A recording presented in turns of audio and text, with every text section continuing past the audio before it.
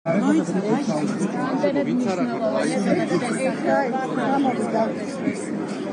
ჭიდაობა არის ჩვენი სიამაყე. ეს რომ ხელა წარმატება გვაქვს ჭიდაობაში, ძიუდოში, ეს არის იმის დამსახურება, რომ გვაქვს ამ ხელა ისტორიული ტრადიციები. მე მიხარია, რომ ეს ტრადიცია გრძელდება და ამ კუთხითაც რა თქმა უნდა დღევანდელი ტურნირი არის ძალიან მნიშვნელოვანი. ყველა გამარჯვებულს, ყველა პრიზიორს, ყველა ჩემპიონს მინდა მიულოცო დღევანდელი დღეს ყველა გამარჯვებულს და ყველა ორგანიზატორს მინდა მადლობა გადაუხადა, ვინც ხელს უწყობს ამ ძალიან მნიშვნელოვანი ტრადიციის გაგრძელებას. მინდა მადლობა გადაუხადო სლავა შერაზადიშვილს, რომელიც იყო ამ ყველაფრის სულისჩადგმელი ქართული ჭიდაობის ფედერაციას, ყველას, ვინც ამ საქმეს დღეს უწყობა.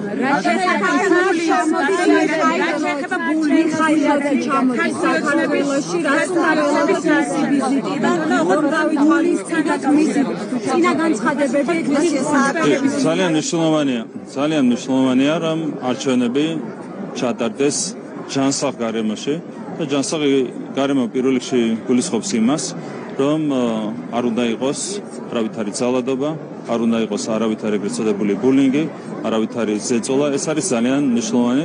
სამწუხაროდ ხედავთ, რომ დრო და დრო არის გარკვეული აქტები, რაც ხელს არ უწყობს ჯანსაღი ფორმით არჩევნების ჩატარებას, ხელს არ უწყობს ჯანსაღი საარჩევნო გარემოს არსებობას. ყველას მოუწოდებ, რომ იმოქმედონ ისე, როგორც შედის ქვეყნის ინტერესებში. რაც შეეხება კამპანიას, რომელიც ჩვენ ვიხილეთ იმ სპორტსმენებთან მიმართებით, რომლებიც დასახელდნენ ქართული ოცნების საარჩევნო სიის ოცეულში, ეს არის აბსოლუტურად მიუღებელი. ბულინგი, რაც ჩვენ ვიხილეთ, არის აბსოლუტურად მიუღებელი. ესეც არის მორიგი აქტი, რომელიც არ შეშვენის არც საარჩევნო გარემოს და არც ქართულ კულტურას. და ეს ყველაფერი მეტყოლებს იმაზე, რომ სინამდვილეში ასეთი ადამიანებისთვის საერთოდ არ არის ძვირფასი საქართველოს წარმატება, ქართული სპორტის წარმატება. უბრალოდ წარმოუდგენელია ეს ყველაფერი, სხვა კომენტარს ამასთან დაკავშირებით. რა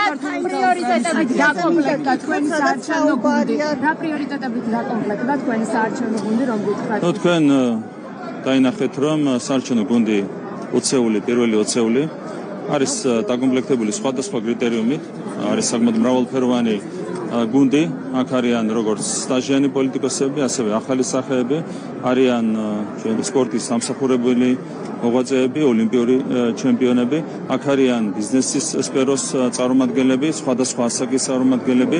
ჩვენთვის მნიშვნელოვანი იყო, რომ მრავალფეროვანი წარმომადგენლობა შეგვეთავაზებინა ქართული საზოგადოებისთვის. თქვენ ხედავთ, რომ სხვა პოლიტიკური ძალები ვერ ახერხებენ გადახალისებას, განახლებას, ამის არავითარი რესურსი არ აქვს, ჩვენ გვაქვს ამის რესურსი და რა თქმა უნდა შესაძლოა მაქსიმალურად გამოვიყენეთ. მე მეამაყება, რომ ჩვენ გუშინ დავასახელეთ ასეთი ოცეული და წარუდგენეთ ასეთი ოცეული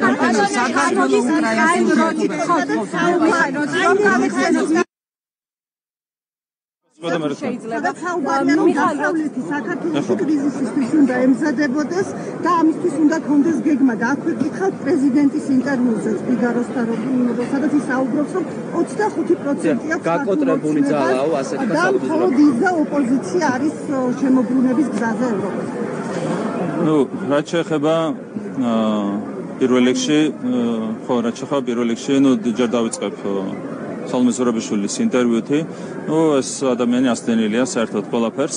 თქვენ იცით, რომ ეს ადამიანი არ სარგებლობდა მაინც დიდი ნდობით, მაგრამ ჩვენი ხათრით არჩეული იქნა შესაბამის თანამდებობაზე და დღეს რეალურად პირდაპირ დაუპირისპირდა იმ ადამიანებს, რომლებმაც ის აირჩიეს და აღმოჩნდა რადიკალური ოპოზიციის ბანაკში. პრეზიდენტი უნდა იყოს თან ზეპარტიული, ყველაფერს თავიდანვე კონსტიტუციის მიხედვით, თუმცა ის პირდაპირ აღმოჩნდა რადიკალური ოპოზიციის რიგებში და არის სამწუხაროდ მათი ერთ-ერთი მარიონეტი. ასეთ ფონზე მისი სრული ალოგიკურობა არის აბსოლუტურად ლოგიკური, ასე ვიტყოდ.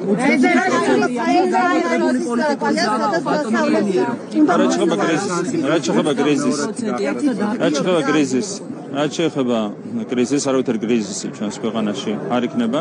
თქვენ ხედავთ, რომ სახელმწიფო დგას თავის ადგილზე მოწოდების სიმაღლეზე, მათ შორის სამართალდამცავი უწყებები დგანან მოწოდების სიმაღლეზე. ეს დაინახა ქართულმა საზოგადოებამ მათ შორის ამ ბოლო თვეების განმავლობაში. შესაბამისად, ვერავინ ვერ შექმნის ვერავითარ კრიზისს და თუ ვინმეს უნდა გაიმეოროს საქართველოში ის სცენარი, რომელიც უკვე გამოვიარეთ 2020 წლის საპარლამენტო არჩევნების შემდეგ, ეს ცდილობაც არის აბსოლუტურად განწირული წარუმატებლობისთვის. ერთ მდინარეში ორჯერ ვერ შეხვალ. შესაბამისად, თუ ვინმეს ასეთი აზრები აქვს, ურჩევ ყველას, რომ ასეთი აზრები გვერდზე გადადა.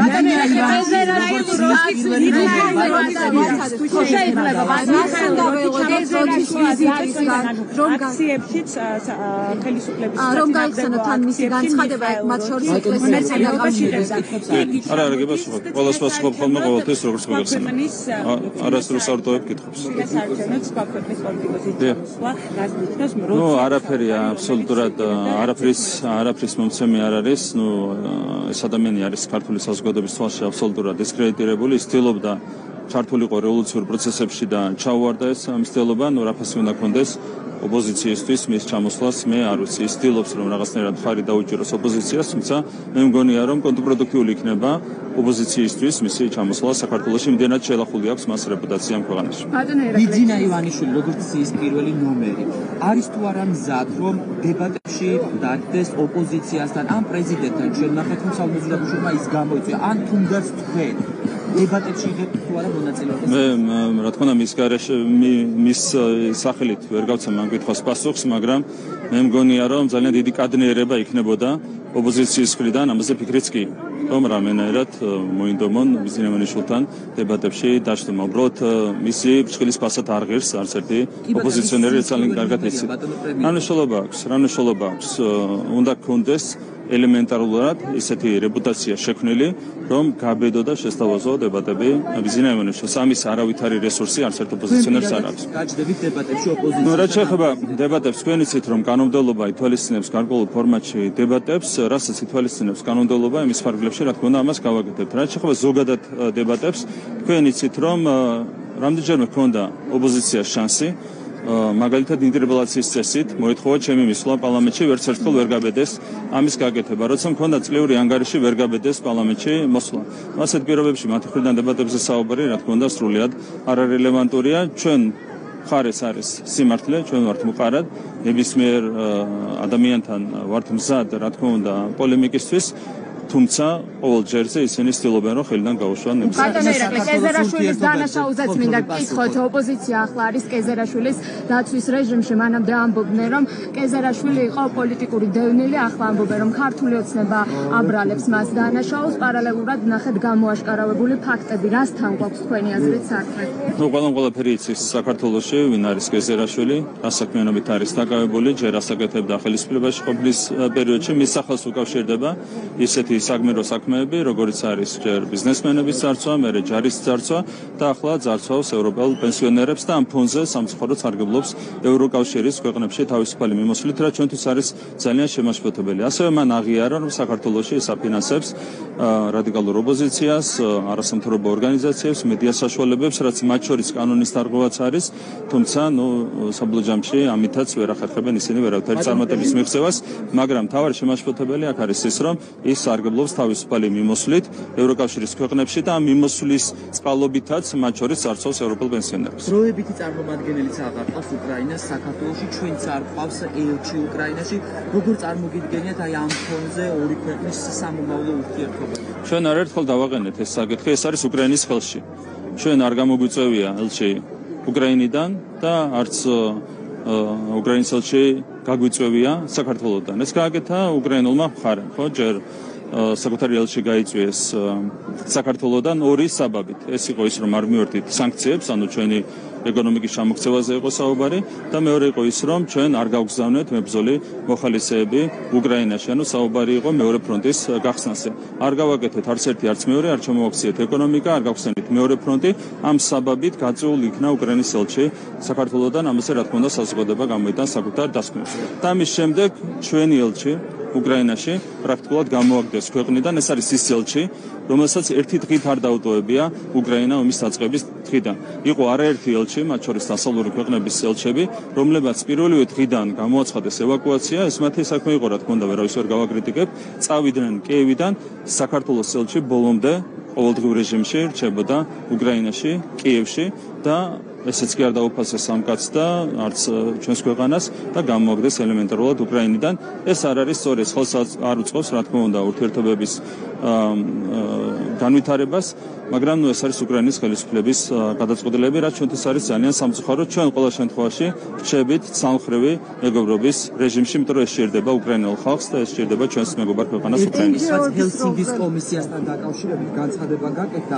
საქართველოში დემოკრატიის რეგრესია ხელისუფლებამ რუსული სტილის კანონით დააკოპირა და მიიღო, მაგრამ მომდევნო 50 დღე იქნება გადამწყვეტი ოპოზიცია მოიგებს. ეს მოგცემს შანსს, რომ ავანაზღაუროთ ის რეგრესი, რომელიც ქვეყანამ ბოლო წლებში განიცადაო. დანიელ ბაერი არის დიპლომატი, კანონის ფონდის უფროსი მკვლევარი. რას ნიშნავს ეს გზავნილი ბატონო პრემიერო პარტნიორებისგან, რომ ელოდებიან არჩევნებს და ქვეყანაში რეგრესს ამ მიმართულებით ესახის? თქვენ ხედავთ, რომ ოპოზიციური პარტიები საქართველოში ვერ აწარმოებენ საარჩევნო კამპანიას, არაფერი აქვს სათქმელი საზოგადოებასთან და ამ ფონზე არის გარკვეული მცდელობა, რომ გარედან დაეხმარონ ოპოზიციას კამპანიის წარმოებას. შენ ოპოზიციის კამპანიას სინამდვილეში წარმოებს არა საქართველოში საზოგადოების წინაშე, არამედ წარმოებს ქვეყნის გარედან, რაც აბსოლუტურად გაუგებარია, თუმცა ესეც ვერ მოახდენს ვერავითარ გავლენას არჩევნების შედეგებზე. NGO-ების როლზე მინდა კითხოთ საარჩევნო პროცესში, როგორია მათი სადამკვირვებლო როლი იმის გათვალისწინებით, როგორც პოზიციონირებენ და ხო არ მოახდენს ეს გავლენა საერთაშორისო შეფასებებში? პირველ რიგში ყველას აქვს საშუალება დააგვირდეს საარჩევნო პროცესს, განურჩევლად მათი წარსულისა, განურჩევლად აწყოსი და მომავლისა.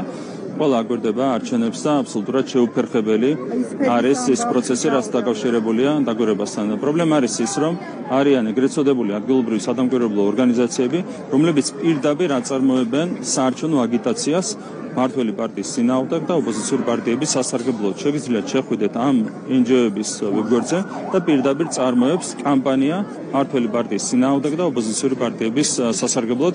ასეთ პირობებში რა დაკვირვება უნდა განახორციელონ, თავადაც შეგიძლიათ იმშალოთ. ყველაფერი დევს ხელის გულზე, თან ეს არიან ის NGO-ები, რომლებმაც გააყალბეს პარალელური ხმისთათვლის შედეგები 2020 წელს, მათ აქვს შელახული რეპუტაცია, თუმცა დააგვირდნენ და იყო. სკოლის შენობებზე უნდა გითხოთ, თქვენ ახსენეთ, რომ 4,000 სკოლას ჩაუტარდა რეაბილიტაცია, თუმცა 214 სკოლა კვლავ მიმდინარეობს რეაბილიტაცია, აშენებენ, ანგრევენ და არის პრობლემები 15,000-ზე მეტი მოსწავლე საკუთარ სკოლას ნაცვლად მეორე წლაში სხვა სკოლის შენობაში უწევს საგაკვეთილო პროცესის ჩატარება. კორუფციასთან დაკავშირებით თუ არ ჩდება კითხვები, რადგან ხშირ შემთხვევაში სწორედ ტენდერები არ მიმდინარეობს ისე როგორც უნდა წარიმართოს სატენდერო დოკუმენტები. ზოგადად ძალიან მძიმე მემკვიდრეობა დაგვხდა და აქ არის სერიოზული ცვლილებები საჭიროა გაგრძელება, პროცესის ინტენსიურად გაგრძელება. იყო გარკვეული სირთულეები ტემპების კუთხით, შესაბამისად გარკვეული საკადრო ცვლილებებიც განხორციელდა ამ სფეროში, როგორც მოგეხსენებათ, შესაბამისად ყველაფერი გაკეთდება იმისათვის, რომ ტემპები მაქსიმალურად დავაჩქაროთ. აი გორის სკოლები მაგალითად 4 წელია შეიძლება. არის რამდენიმე არის არაერთი პრობლემური შემთხვევა, როდესაც უკვე დიდი ხანია, საკმაოდ დიდი ხანია მოსწავლეებს უწევთ სხვა სკოლაში სიარული, ტემპები არის დასაჩქარებელი. ეს არის გორში, ეს არის თბილისში, ეს არის დასავლეთ საქართველოში, სხვადასხვა შემთხვევა მაქსიმალურად დავაჩქარებთ ამ სამუშაოებს იმისათვის, რომ ბავშვებმა იარენ მაქსიმალურად ახლოს სახლთან საკუთარ სკოლებში. ბატონო, მინდა რომ დავასრულოთ დებატების თემას. სატელევიზიო დებატებში გაჩდომაზე პირისპირ ოპოზიციასთან თუნდაც პრეზიდენტთან თქვენ პირადად რა პრობლემას ხედავთ? არაერთი პრობლემას არ ხედავ. პირიქით, ისინი გაურბიან დებატებს. რაც შეეხება სალომე ზურაბიშვილს, კონსტიტუცია არაძლევს უფლებას, რომ